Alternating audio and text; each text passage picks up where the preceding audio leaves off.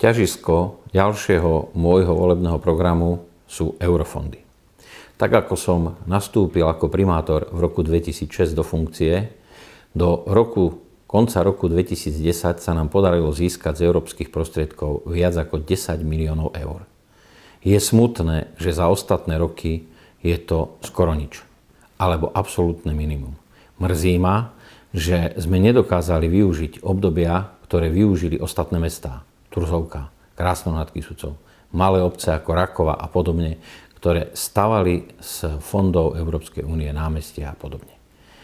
Po preštudovaní programu 2014 až 2020 som dospel k záveru, že môže byť nasledujúce volebné obdobie pre naše mesto mimoriadne zaujímavé a mimoriadne prospešné.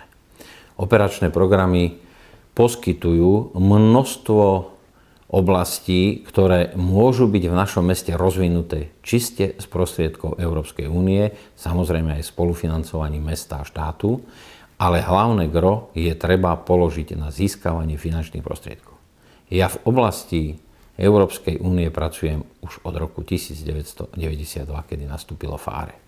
A je to môj koníček, je to moje ťažisko, kde venujem veľa energie preto, aby sme dokázali získať vždy a všade také projekty, ktoré prinášajú obrovský efekt pre obyvateľov nášho mesta a aj obyvateľov okolitých obcí a dedín a miest, ktoré do nášho mesta posielajú svojich občanov, či už za prácou, alebo v prípade kultúrnych a iných podujatí.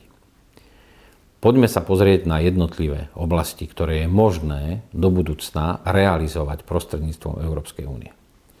Ako ťažisko by som opäť dal školstvo. V minulosti sa nám podarila Razusová škola a aj ďalšie čiastkové úpravy v školách.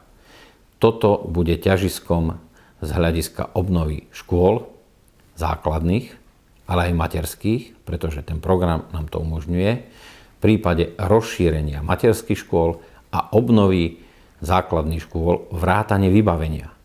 Taktiež samozrejme z hľadiska získavania peňazí budeme musieť realizovať energetickú náročnosť, teda znižovanie energetickej náročnosti mestských a verejných inštitúcií a budov. Je to možné.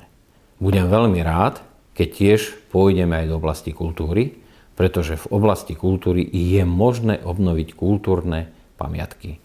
A budeme robiť všetko preto, aby sme aj v tejto oblasti získali čo najviac európskych zdrojov. Nie malou mierou je možné sa zapojiť aj do oblasti cestovného ruchu, cezhraničnej spolupráce. Susedíme s Českou republikou, musíme urobiť všetko preto, aby sme mohli vybudovať či už zelené plochy, či cyklotrasy a budeme sa pokúšať o získavanie finančných prostriedkov aj na ten bazén. V každom prípade sa otvára krásne obdobie pre získavanie finančných prostriedkov z európskych zdrojov.